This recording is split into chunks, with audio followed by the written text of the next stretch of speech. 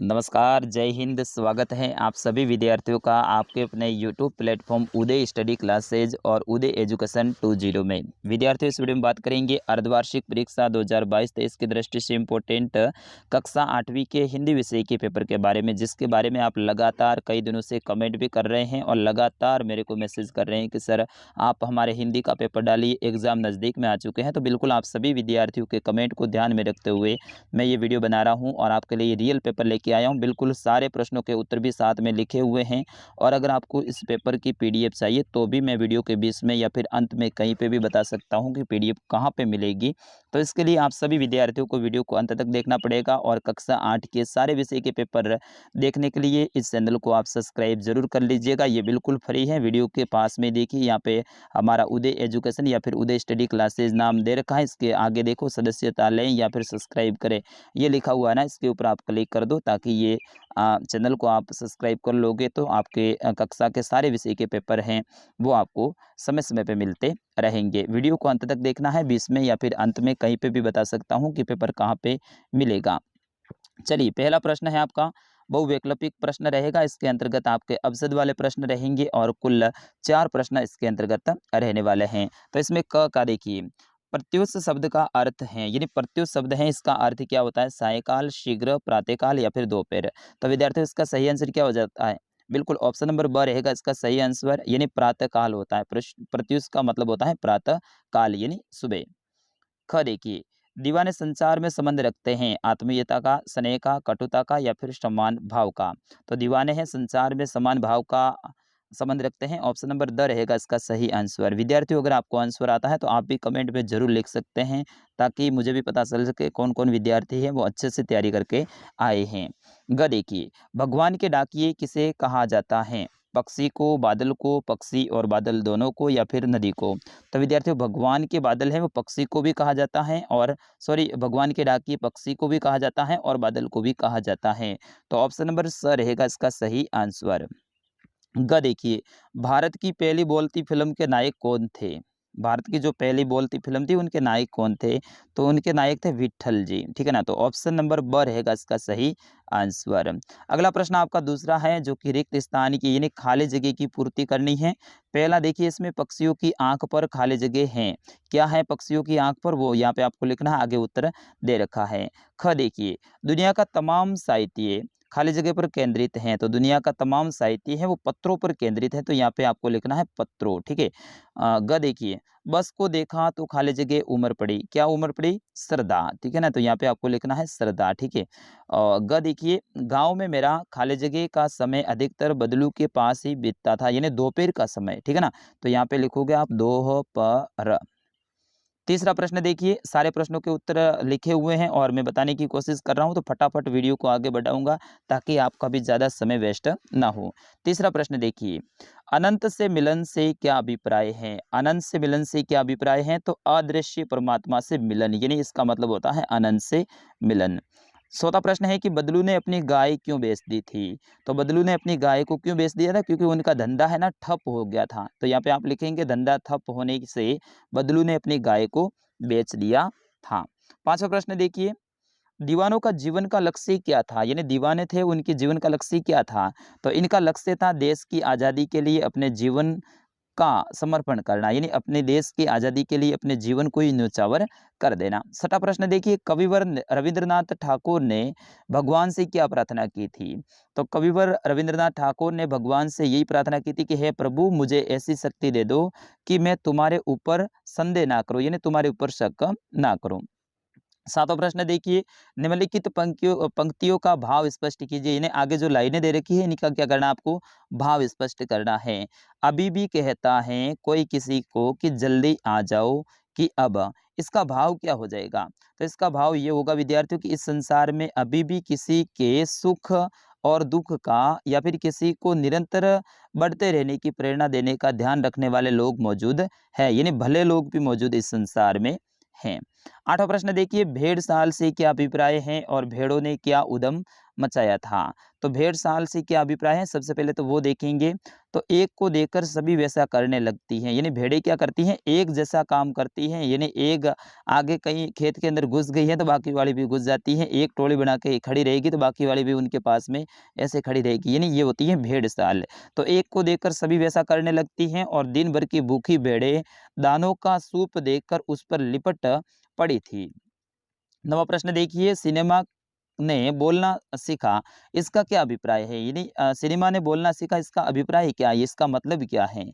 तो इसका सही उत्तर क्या हो जाएगा विद्यार्थियों? इसका अभिप्राय है कि पहले मुख्य फ़िल्मों में आवाज़ सुनाई नहीं देती थी, पर अब कलाकारों को वाजते, बोलने और गाते हुए देख सकते हैं। यानी कलाकारों को अब अपन अ, वाजते हुए भी देख सकते हैं, यानी बोलते हुए भी देख सकते हैं और गाते हुए भी देख सकते हैं। पहले ऐसा नहीं होता था। प्रश्न संख्या 10 देखिए, श्री कृष्ण के पास से लौटते समय सुदामा दुखी क्यों थे? भगवान श्री कृष्ण से मिलने के लिए सुदामा गए थे वहाँ पे और मिलके उनको खुशी भी खूब हुई थी और भगवान श्री कृष्ण ने यहाँ पे देखिए सुदामा इसीलिए दुखी थे क्योंकि श्री कृष्ण ने उनकी खातिरदारी तो खूब की, यानी उनकी सेवा तो खूब की। अपने पास में बिठाया, अपने भाई की तरह रखा, खातिरदारी दारी में कोई भी कमी नहीं रखी। लेकिन उनकी आशा के अनुसार कृष्ण ने सहायता नहीं की, यानी उनको धन नहीं दिया क्योंकि वो निर्धन हो गए थे, इसलिए भगवान श्री कृष्ण के पास में सहायता लेने के लिए गए थे। लेकिन भगवान श्री कृष्ण ने उनकी सहायता नहीं की थी और खाली हाथ ही लौटा दिया था, इस कारण से वो लौटते समय दुखी थे। प्रश्न संख्या 11 देखिए, संज्ञा व सर्वनाम की परिभाषा लिखिए, यानी संज्ञा किसे कहते हैं और सर्वनाम किसे कहते हैं? तो सबसे पहले देखिए संज्ञा, जिस शब्द से किसी वस्तु, ये व्यक्ति या फिर गुण आदि का नाम मालूम हो उसे संज्ञा कहते हैं। यानी ऐसा शब्द जिससे किसी व्यक्ति, किसी वस्तु, किसी स्थान या फिर किसी गुण आदि का नाम मालूम होना तो उसे क्या कहते हैं, संज्ञा कहते हैं। ये 3 प्रकार की होती हैं। पहला तो होता है व्यक्तिवाचक संज्ञा, ठीक है ना, याद रखना विद्यार्थियों। दूसरा होता है जातिवाचक संज्ञा और तीसरा होता है भाववाचक संज्ञा। तो संज्ञा कितने प्रकार की होती है? 3 प्रकार की होती है। बिल्कुल आप सभी विद्यार्थियों ने याद कर लिया होगा। अब देखिए सर्वनाम क्या होता है। संज्ञा के स्थान पर प्रयुक्त होने वाले शब्दों को सर्वनाम कहते हैं। ये 6 प्रकार के होते हैं। सर्वनाम कितने प्रकार के होते हैं विद्यार्थियों? 6 प्रकार के होते हैं। पहला होता है पुरुषवाचक सर्वनाम, दूसरा होता है निश्चयवाचक, तीसरा होता है अनिश्चयवाचक, चौथा होता है संबंधवाचक, पांचवा होता है प्रश्नवाचक और छठा होता है निजवाचक। यानी 6 प्रकार के सर्वनाम होते हैं। प्रश्न संख्या 12 देखिए, निम्न शब्दों के पर्यायवाची शब्द लिखिए, यानी आगे जो शब्द दे रखे हैं इनके पर्यायवाची शब्द लिखने हैं। एक तो विलोम शब्द विद्यार्थियों, ठीक है ना, विलोम शब्द और दूसरे आपके पर्यायवाची शब्द, इनको है ना आप रट के जाइएगा क्योंकि ये आपके एग्जाम में, बोर्ड की परीक्षा में भी मेन रहेंगे और इस बार आपके अर्धवार्षिक में भी मेन रहने वाले हैं। तो सबसे पहले देखिए अग्नि का, तो अग्नि का पर्यायवाची क्या होता है? अग्नि, अग्नि का हो जाएगा आग, अनल, पावक का। फिर उसके बाद में आकाश का, तो आकाश का पर्यायवाची है नभ, व्योम, अंबर, गगन होता है। फिर उसके बाद में घर का पर्यायवाची, तो घर का पर्यायवाची क्या होता है? निकेत, आवास, आले और घर। और लास्ट में आपको लिखना है जल का पर्यायवाची, तो जल का तो पानी, नीर, वारी और तोय, ये हो जाएंगे आपके जल के पर्यायवाची शब्द। प्रश्न संख्या 13 को देखिए, मुहावरों का अर्थ लिखिए, यानी आगे जो मुहावरे 2 दे रखे हैं इनके अर्थ लिखने। पहला मुहावरा है कि दबे पांव लौटना और दूसरा होता है हाथ काटना। तो यहाँ पे देखिए दबे पांव लौटना, इसका मतलब होता है चुपचाप वापस आना, यानी वहां से चुपचाप कोई भी गया था और वापस आ गया, इसका मतलब है कि वो दबे पांव वापस लौट गया। दूसरा होता है हाथ काटना, यानी बेरोजगारों ना, बेरोजगार होना है वो होता है हाथ काटना। ठीक है, यहाँ पे थोड़ी सी मिस प्रिंटिंग हुई है। विद्यार्थियों आपके जो आपके बोर्ड की परीक्षा होगी उसमें इन मुहावरों का है वाक्य प्रयोग करना पड़ेगा, यानी एक एक वाक्य के अंदर भी आपको लिखना पड़ेगा। प्रश्न संख्या 14 देखिए, आपने 8वीं कक्षा उत्तीर्ण कर ली है और 9वीं कक्षा में प्रवेश लेना चाहते हैं। अपने विद्यालय के प्रधान अध्यापक जी को स्थानांतरण प्रमाण पत्र हेतु प्रार्थना पत्र, यानी टीसी के लिए आपको प्रार्थना पत्र लिखना है। किसके लिए विद्यार्थियों?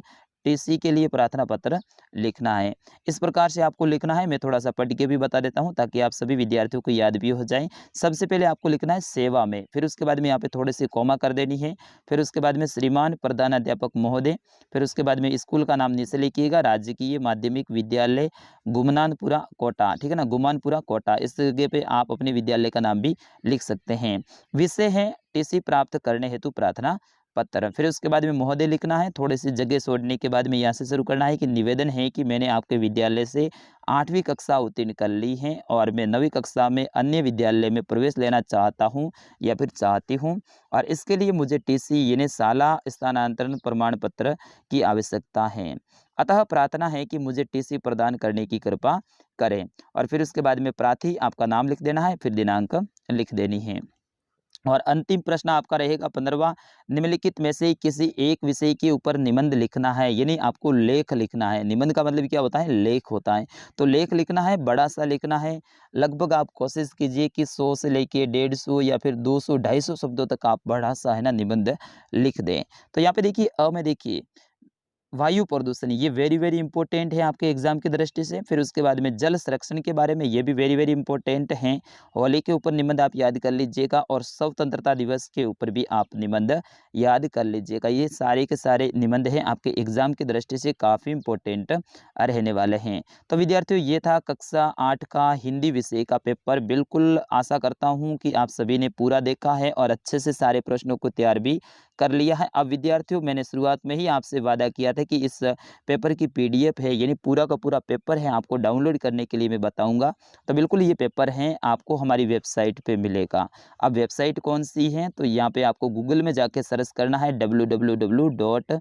फिर उसके बाद में उदय, ठीक है ना, फिर उसके बाद में study.com, ठीक है, www.udaystudy.com ये सर्च करना है। जैसे ही आप ये सर्च करेंगे तो हमारी वेबसाइट खुल जाएगी। उसमें बड़े बड़े नाम आएंगे। उसमें राजस्थान जीके का एक ऑप्शन आपको मिलेगा, ठीक है ना, राजस्थान जीके का, और दूसरा मिलेगा लेटेस्ट पोस्ट का। या तो आप लेटेस्ट पोस्ट के ऊपर क्लिक कर दीजिए या फिर राजस्थान जीके वाले के ऊपर क्लिक कर दीजिए। जैसे राजस्थान जीके वाले के ऊपर क्लिक करेंगे तो हमारे जो आपके कक्षा 8 का हिंदी का पेपर मैंने डाला है वो पोस्ट नीचे आ जाएगी, कक्षा 8 हिंदी पेपर पीडीएफ ऐसा नाम आएगा। उसके ऊपर आपको क्लिक करना है और फिर उसके अंदर ही आएगा एक नाम पीडीएफ डाउनलोड का, ठीक है ना। हरे कलर में तो नाम आएगा कक्षा 8 हिंदी पेपर, और फिर उसके आगे ब्लैक कलर में आएगा डाउनलोड नाउ या फिर डाउनलोड का। उसके ऊपर क्लिक करना है और जैसे ही आप उसके ऊपर क्लिक करेंगे तो ये पेपर आपके फ़ोन में सेव हो जाएगा, पूरी की पूरी पीडीएफ आ जाएगी और फिर आराम से पढ़िएगा। अगर इतना आप नहीं कर सकते हैं तो इसी वीडियो के डिस्क्रिप्शन में, अब डिस्क्रिप्शन क्या होता है, वीडियो के नीचे देखो यहाँ पे नाम दे रखा है कक्षा 8 हिंदी पेपर। इसके ऊपर आप थोड़ा सा हाथ से टच कीजिएगा, क्लिक कीजिएगा तो नीचे बहुत बड़ा विवरण खुल जाएगा। उसी विवरण के अंदर लिंक दे रखी है कक्षा 8 हिंदी पेपर पीडीएफ डाउनलोड की, तो उसके ऊपर आप क्लिक कर दीजिए। सीधे ही इसी पेपर के ऊपर आप हमारी वेबसाइट पे चले जाएंगे और फिर वहाँ से डाउनलोड नाउ का ऑप्शन आएगा, उसके ऊपर क्लिक करके डाउनलोड कर लेना। तो विद्यार्थियों, मिलते हैं अगले वीडियो में। तब तक के लिए आपके अपने सर उदय सर को दीजिएगा आज्ञा। लेकिन उससे पहले आप सभी विद्यार्थी अगले कौन से विषय का पेपर चाहिए वो आप कमेंट में जरूर लिखिएगा। अपना नाम, अपने विद्यालय का नाम भी लिखिएगा और हमारे वीडियो कैसे लगते हैं आपको, ये भी आप कमेंट बॉक्स में ज़रूर लिखिएगा ताकि मुझे भी पता चल सके कि भाई आपकी राय क्या है और आपको हमारे वीडियो कैसे लगते हैं। आपके एग्जाम तक सारे विषय के पेपर यहाँ पे अपलोड किए जाएंगे। तो विद्यार्थी, मिलते हैं अगले वीडियो में। तब तक के लिए मुझे आगे दीजिएगा। नमस्कार, जय हिंद।